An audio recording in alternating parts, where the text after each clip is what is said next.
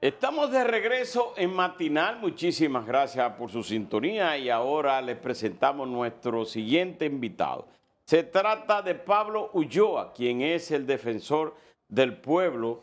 Y la verdad hay que felicitarte, Pablo.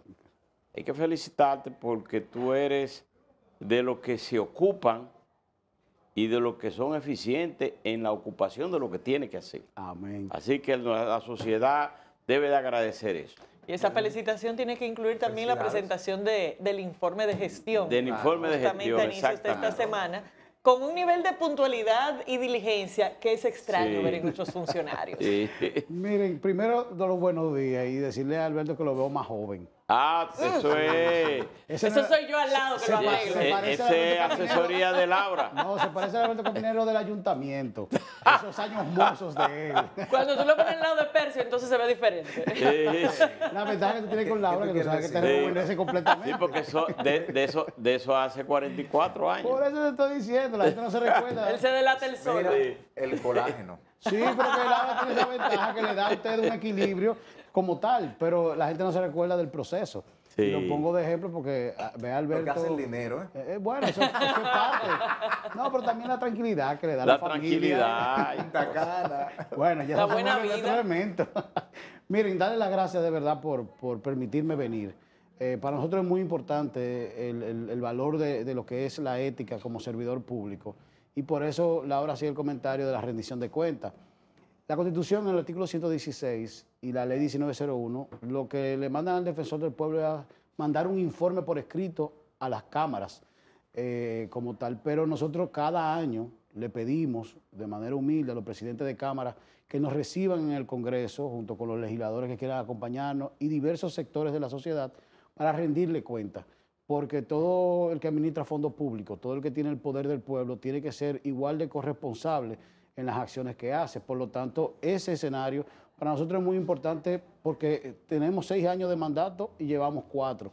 Y si la gente año por año va viendo el trabajo y va entendiendo la dinámica y la lógica, muy probablemente errores que uno puede cometer como ser humano, como institución, se entienden quizás en el contexto que se realizan. Y nosotros hemos venido haciendo una estrategia basada en un plan estratégico institucional.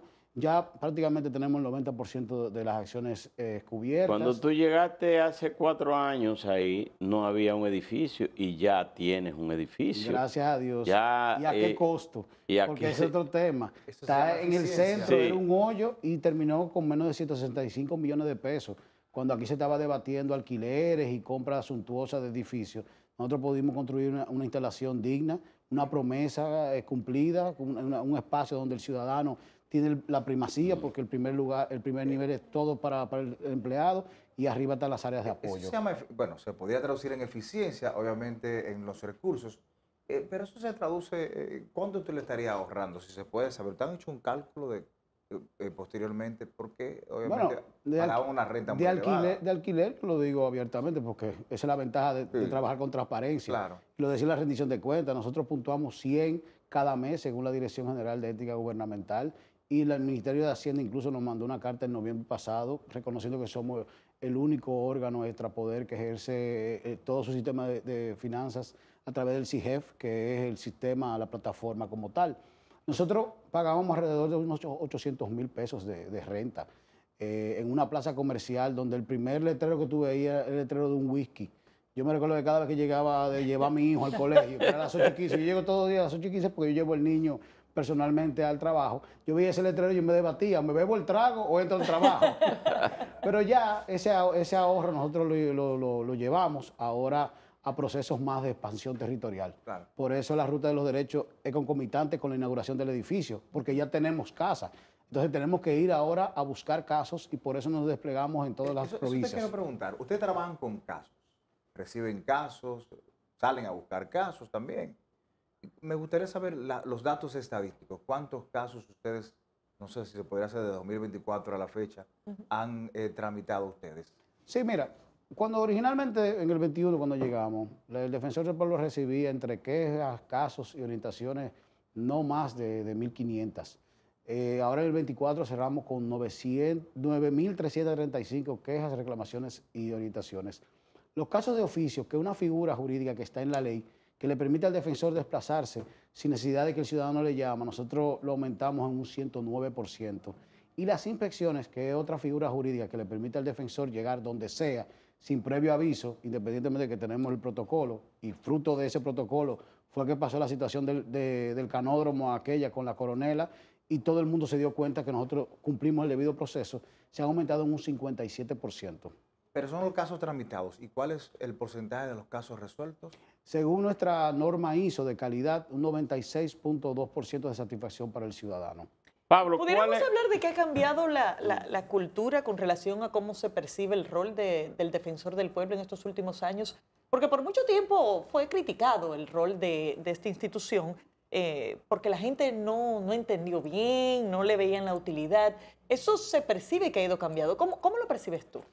Mira, yo me baso mucho en los datos, quizás por eso le respondía. Cuando nosotros llegábamos en el 21, nosotros hicimos una encuesta en diciembre y el 70% de la población no conocía al defensor del pueblo. Esa misma encuesta de este diciembre dice que un 38% no conoce al defensor del pueblo. Por lo tanto, nosotros hemos logrado con este despliegue de promoción y divulgación que sea conocido. Pero de igual manera, el conocimiento de un derecho fundamental. Los jóvenes más pobres, el del quinto quintil, el 62% no conocían un derecho. Hoy en día el 36% no conoce un derecho. Por lo tanto, hemos podido ampliar no solamente el rol institucional, sino justamente el catálogo de derechos.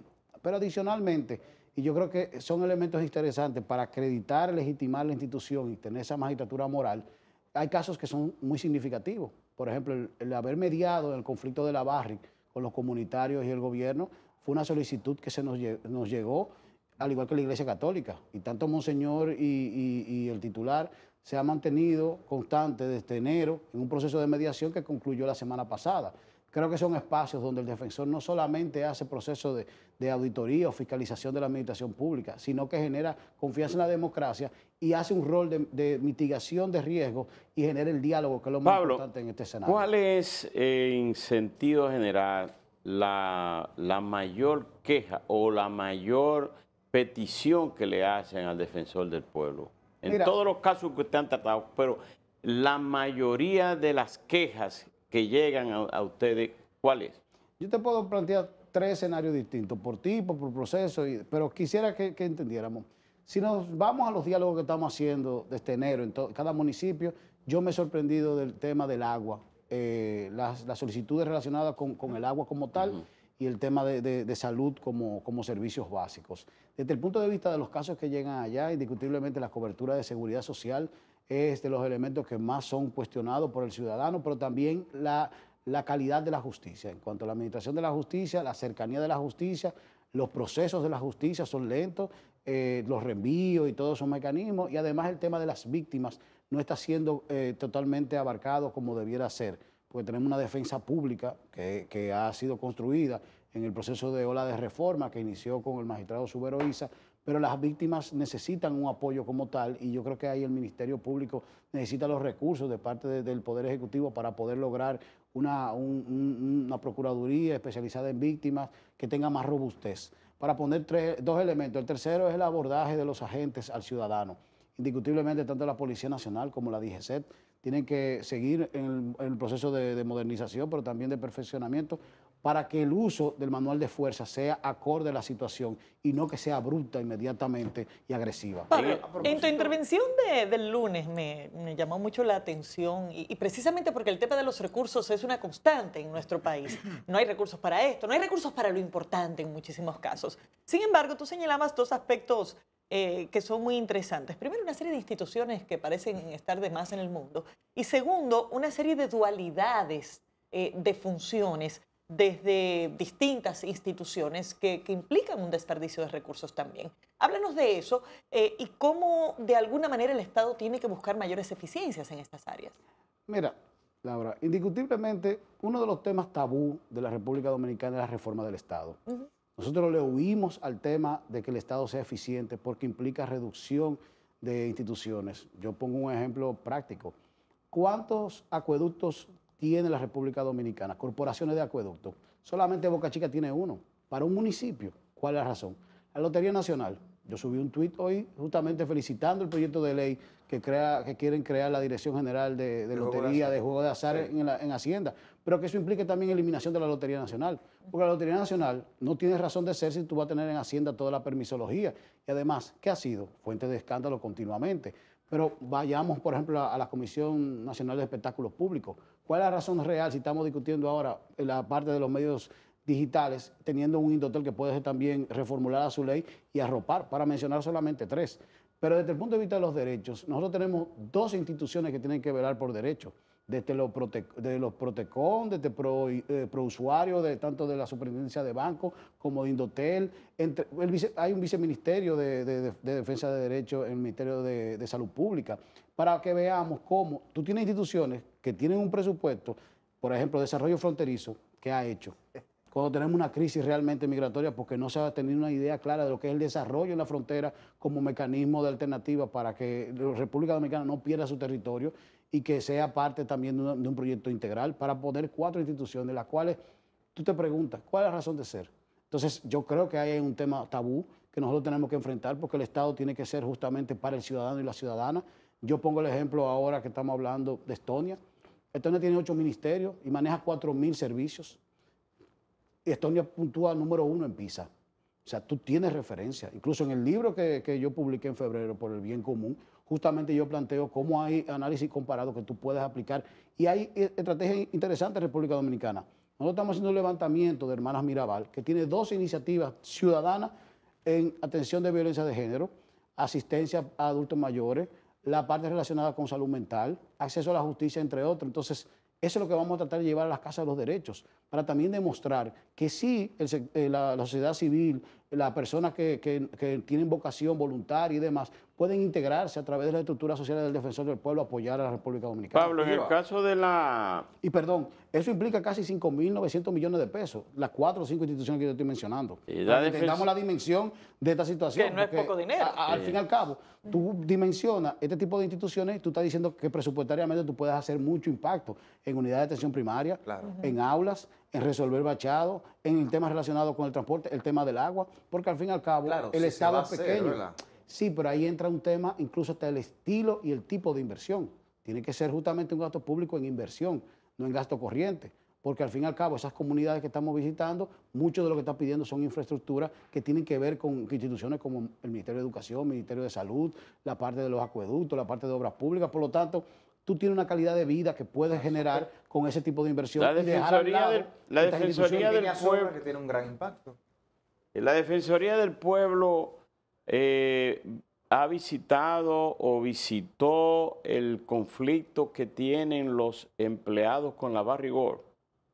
Los empleados no, porque el entendido que teníamos era los comunitarios. Los comunitarios. Sí, esa fue la que se me dio, y el martes pasado se firmó el acuerdo entre la Barra, los comunitarios. Los acuerdos, explícanos. ¿Ustedes participaron? Nosotros mediamos junto a la Iglesia Católica. ¿Qué fue a qué llegaron? ¿Qué acuerdo llegaron? Mira, habían diferentes aspectos que se significaba en el acuerdo. Uno, el reasentamiento involuntario implicaba una norma de aplicación que se tomó como referencia, que es del Banco Mundial, de su agencia privada, que es el BIRF. Ahora, ese reasentamiento involuntario, ¿qué era? Uno, los precios de los productos que ellos estaban produciendo como comunitarios, campesinos. 2, dónde iban a vivir. 3, su medio de vida. Y 4, cuáles eran las obras sociales alternas que tenían que tener para poder generar una comunidad como la tenían antes. ¿Qué es eso? Escuela, destacamento de policía, los bomberos, unidad de atención primaria, entre otros aspectos. Te puedo decir que esos serían los 4 rubros grandes, porque de ahí se desprende subsecuentemente otras actividades. Incluso hoy en la mañana creo que el ministro de Minas con su equipo está en la comunidad socializando el acuerdo como tal al que se llegó, que representó prácticamente 17 representantes de los comunitarios. Estamos hablando de más de 800 familias.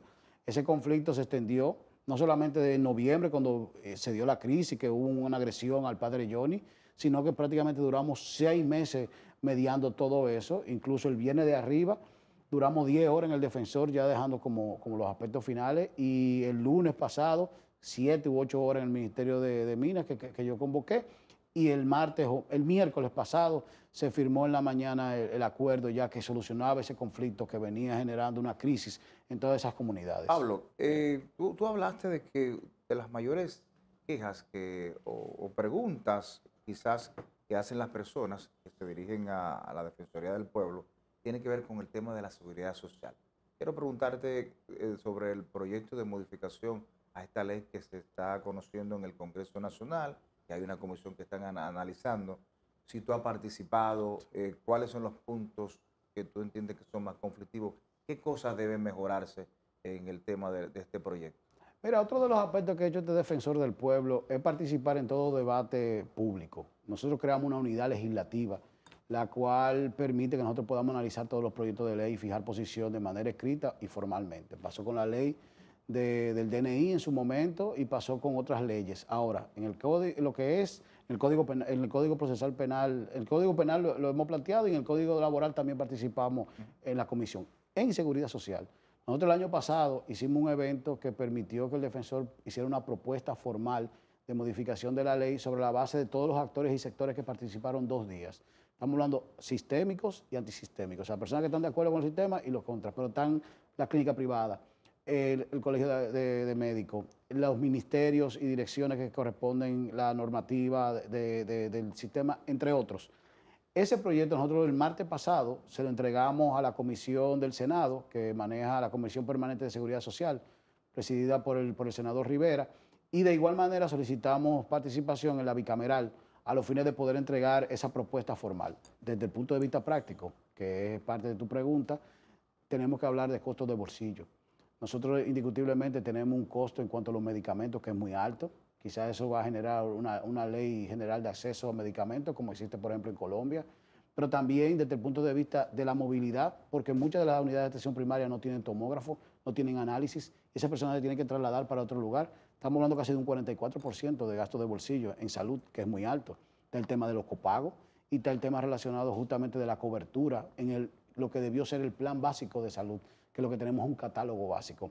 Esa ruptura del 2007, que fue un acuerdo político entre todas las partes, no ha permitido que la seguridad social tenga la amplitud en todos los aspectos que debió de tenerlo, porque no es solamente medicamentos. El Consejo Nacional de Seguridad Social da como un buen logro 12.000 pesos de medicamentos y eso se le va a Alberto en hipertensión en 3 meses. Sí. El tema es que tú tienes que tener un porcentaje según la ley, pero la misma ley plantea que tiene que haber un porcentaje de educación al usuario, porque parte de la salud son 5 etapas. La primera justamente de tu saber cómo te alimentas y qué ejercicio haces. Fíjate que Laura se ha puesto en shape justamente jugando en la parte de padre y alimentándose. Pero ella está consciente. El cuadre solamente... Si nosotros no estamos conscientes del proceso alimentario, vamos a empezar a tener enfermedades que son al mismo tiempo degenerativas. La parte cardíaca, la parte de presión y otras cosas. Pablo, pero ¿cómo abordar este tema? Porque parecería que todo el mundo se enfoca en una simple modificación a la ley, cuando hay muchísimos aspectos de la ley que siguen sin ser aplicados. Sí. Fíjate que yo te decía, por ejemplo, está en la ley el Plan Básico de Salud. Un pacto político interesante en República Dominicana, ya que estamos hablando de diálogo y de pacto, terminaría siendo volver a lo que originalmente tenía la ley. Y ese solo aspecto generaría toda una dinámica de bienestar social para el usuario como tal. Pero un tema que también hemos dejado de largo es qué vamos a hacer con el tema de las pensiones. Porque ya al fin y al cabo la tasa de reposición es un 30%. Cuando en el 2030 tengamos que reponer 3.000, 5.000, 10.000 y empecemos a cumplir las 360 cotizaciones, ¿qué va a hacer esa persona que perdió su seguro porque cambia de póliza al tú jubilarte y al mismo tiempo el ingreso va a ser menor a lo que tiene? Por eso es cuando el defensor va justamente para que veamos el todo, porque al fin y al cabo esta ley es la madre de todas las reformas. Indiscutiblemente el Código Penal es sumamente importante para una sociedad que ha evolucionado y un contexto como el que tenemos, pero la Ley de Seguridad Social desde el punto de vista del individuo es la más importante de todas las reformas. Por eso nosotros lo hemos puesto en el foco desde hace 2 años, por eso hicimos el evento y por eso hemos participado en toda actividad en el Congreso de la República. Porque de esa modificación el Ejecutivo tiene que asumir responsabilidades que le van a corresponder y ahí hay temas relacionados incluso hasta con la cobertura. Por ejemplo, la Ley de Seguridad Social te plantea los regímenes, que son 3, contributivo, contributivo subsidiado y subsidiado. Nosotros hemos apostado en desbaratar el contributivo subsidiado. Cuando eso, desde el punto de vista del Estado, o sea, como yo te lo analizo como especialista en Estado, esa es la mejor respuesta para la informalidad en República Dominicana. Porque si tú logras que el chinero te pague una póliza, ya tú lo estás registrando. Y ese ingreso termina siendo lo que tú vas a disminuir de lo que tenemos que pagar todos nosotros, que sí pagamos impuestos. Entonces, ese mecanismo es parte de un Estado que tiene que ser eficiente y entre todos poder realmente interconectarnos. Pero ¿cómo canalizar este pacto? Porque eso no es lo que está sobre la mesa en este momento. Seguimos pensando en modificar la ley. ¿Cómo lograr que se tomen este tipo de decisiones que son necesarias para hacer sostenible el sistema de seguridad social? Ahora mismo, desde el punto de vista de la atención de la institución, del defensor o de la sociedad, está en el Congreso. Pero de ahí va a tener que salir necesariamente un espacio, sea en el CES o los actores que confluyen en el Consejo Nacional de Seguridad Social. Otro de los aspectos que tiene el Consejo Nacional de Seguridad Social es la capacidad de veto. Eso limita muchas de las prerrogativas y muchos de los aspectos de progresividad del derecho. Y ese consejo también tiene que tener otra configuración y al mismo tiempo otros mecanismos desde el punto de vista de la toma de decisión, porque la sostenibilidad del sistema es importante, pero es muy importante también el derecho a la salud que nos corresponde a todos. Tuviste visitas asiduas en el colapso, ¿verdad?, del Jet-Set, donde 236 personas murieron. Continuaste y dando orientación y buscando fórmulas con los afectados. En el caso de la decisión que ha tomado el Ministerio Público de solicitar una coerción, de apresar a la familia Espaillat, ¿cómo tú ves este proceso y cuáles son las expectativas de Defensor del Pueblo? Mira, la tragedia del Jet-Set nos impactó a todos. Incluso, yo lo digo públicamente, el día que colapsó el Jet-Set, uno de mis mejores amigos comió conmigo, que fue Octavio Dotel.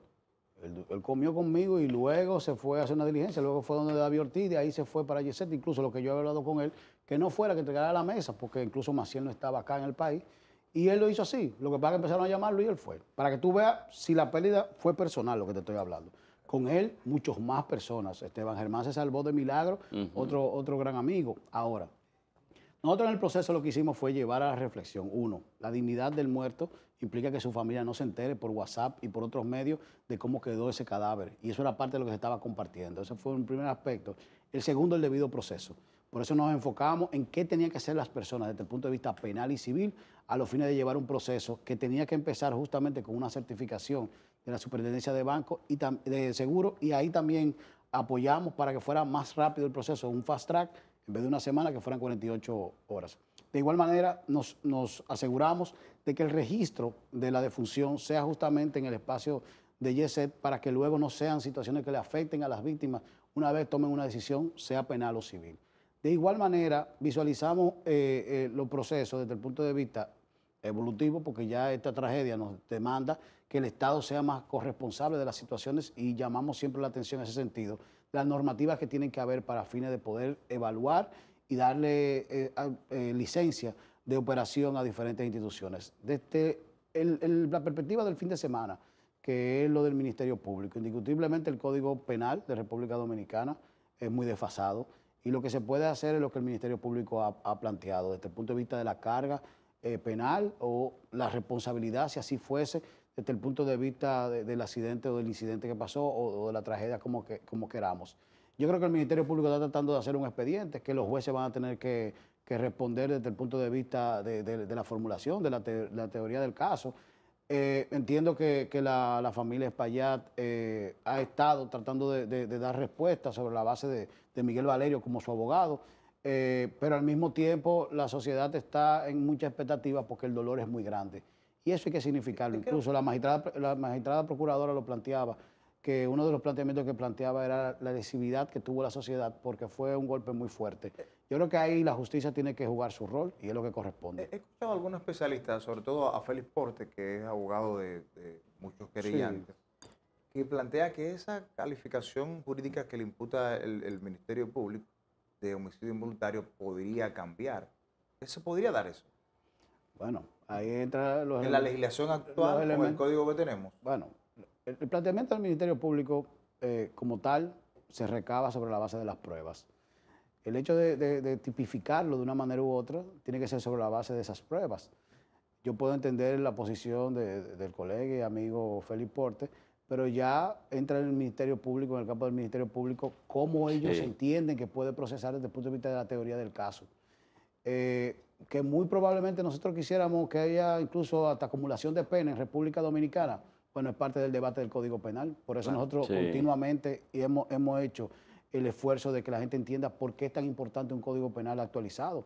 El cúmulo de pena es uno de los procesos que pudieron haber llevado a cabo si ciertamente tuviese otra calificación. Pero la realidad es cruel. Y ese es el Código Penal que tenemos y el Ministerio Público tiene que abocarse en una tipificación o la otra, que es lo que tenemos en los articulados, creo que 225 y 226. Antes que Laura despida, usted anda con un libro. El informe. Ese es el informe de rendición de cuentas. Yo soy un apóstol, ¿verdad? Entonces, mi evangelización justamente es enseñar. Entonces, nosotros no solamente hicimos el libro de rendición de cuentas, sino que por un tema de costos, lo que entregamos son estos aspectos, que es el código QR, donde pueden entrar a la página web del defensor, descargar el documento en PDF y al mismo tiempo ver las estadísticas y los indicadores de resultados, no solamente del plan estratégico, sino de lo que fue el año 2024. Y eso nosotros lo hacemos con humildad y yo le agradezco a mi equipo que siempre ha estado cónsono en ese pensamiento, en esa filosofía de transparencia que tiene que abrazar toda institución pública y todo servidor público. Entonces, nosotros como equipo hemos querido no solamente presentarlo a la opinión pública, sino enseñarlo de manera clara y a los medios de comunicación entregarle a los actores clave para que también se den cuenta que hay instituciones que sí trabajan apegadas a la ley, pero al mismo tiempo que tienen una visión de sociedad más justa que en caso de... Además, todo aquel que ocupa un puesto, cual que sea, privado o público, tiene que tener la cultura de rendir cuentas. Mira, yo lo hago en lo personal siempre. Yo salí de todas las empresas, fundación y demás, una vez asumí el defensor del pueblo. Incluso la ley me plantea que puedo dar docencia y ni siquiera eso lo estoy dando. Ahora en agosto voy a empezar a trabajar con escuelas públicas y liceos como un mecanismo de vocación para poder trabajar la parte de moral y cívica desde una perspectiva más apegada a la Constitución. Y son iniciativas que uno lo hace, pero yo me he apartado de todo lo privado por un tema de respeto a la institución y que nadie pueda lacerar un esfuerzo de tantos hombres y mujeres por tratar de hacer el defensor del pueblo, lo que originalmente en el 10 o en el 01 se quiso que fuera. Bueno, muchas gracias. Muchísimas gracias a Pablo Ulloa, defensor del pueblo de la República Dominicana, a propósito de la presentación de su informe de gestión de cuentas, de rendición de cuentas 2024. Gracias, Pablo. Señores, llegamos al final de la entrega. Gracias por la sintonía. Nos vemos mañana. Mañana, día de...